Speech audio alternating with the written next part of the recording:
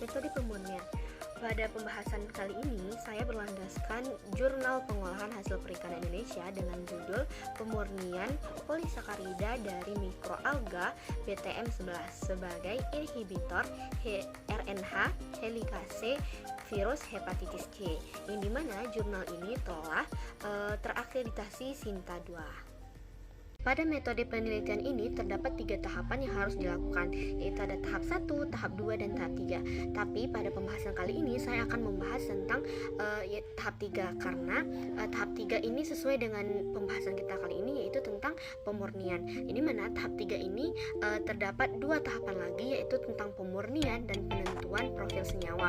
Nah, selanjutnya kita masuk tentang pemurnian ekstrak polisakarida menggunakan teknik kromatografi gel filtrasi dan kromatografi ion exchange. Pemurnian polisakarida inhibitor NEH helikase ini dilakukan dengan 2 metode, yaitu dengan metode kromatogel filtrasi dan juga kromatografi ion exchange, yang dimana pada metode kromatografi gel filtrasi itu menggunakan kolom kromatografi seporase 4B, sedangkan pada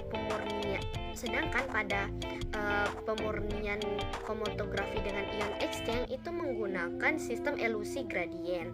Nah, selanjutnya juga pada kromatografi gel filtrasi itu menggunakan matriks gel seporasi 4B, lalu menggunakan fase gerak etanol dan air, yaitu berbanding 3:7. Sedangkan pada kromatografi ion exchange itu eluan yang dipakai yaitu NaCl dengan konsentrasi dimulai dari 0,1 sampai 1 mol. Nah, sehingga hasil dari kromatografi gel filtrasi dan kromato ion exchange ini tentu berbeda, yang dimana hasil dari kromatografi gel filtrasi ini menghasilkan penghambat tertinggi yaitu di 78,76%, yang dimana hasil tersebut terjadi pada fraksi ke-13. Sedangkan kromatografi ion exchange itu aktivitas penghambat tertingginya itu terjadi sebesar 74,78%, yang dimana hasil ini terjadi pada fraksi ke-10, yang dimana tentu dapat kita simpulkan bahwa hasil kromatografi menggunakan ion exchange itu lebih rendah daripada menggunakan kromatografi gel filtrasi.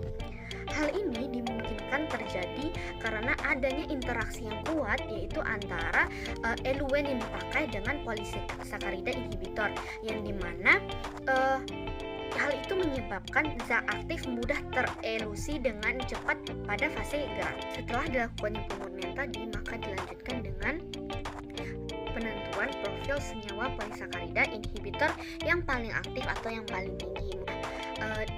Pada penentuan profil senyawa kimia ini itu dilakukan dengan 2 metode, yaitu ada dengan teknik kromatografi lapis tipis dan juga ada dengan metode kromatografi cair kinerja tinggi, yang dimana kedua kromatografi ini menggunakan fraksi yang sama, yaitu pada fraksi ke-13, karena fraksi ke-13 merupakan fraksi dengan aktivitas penghambat yang paling tinggi. Nah, setelah dianalisis ternyata diperoleh hasil KLT yaitu seperti tabel 3, yaitu dengan nilai RF senyawa aktif polisakarida itu sebesar 0,832, yang artinya di mana di sini angka tersebut mendekati angka standar glukosa yaitu sekitar 0,834. Yang dimana itu artinya bahwa diduga bahwa terdapatnya komponen yang paling aktif yaitu merupakan senyawa glukosa.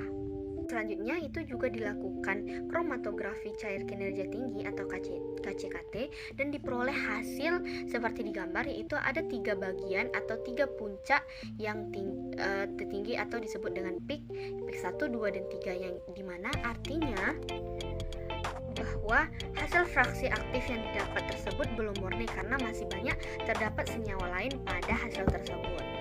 Berdasarkan fakta dan data yang telah dipaparkan, dapat kita simpulkan bahwa polisakarida yang memiliki aktivitas inhibisi emisi terbesar terhadap RNA helikase dan HCV itu diperoleh dari metode kromatografi gel filtrasi yang terjadi pada fraksi ke-13 dengan hasil aktivitas inhibisi itu sebesar 78,76% dengan kadar gula 2,97 mg per mililiter. Hasil pemurnian lanjutan dengan metode KLT itu menghasilkan satu spot senyawa aktif yaitu dengan nilai RF 0,832 dan hasil analisis pada KCKT itu diperoleh 3 puncak senyawa yang menandakan bahwa hasil dari fraksi polisakarida itu belum murni.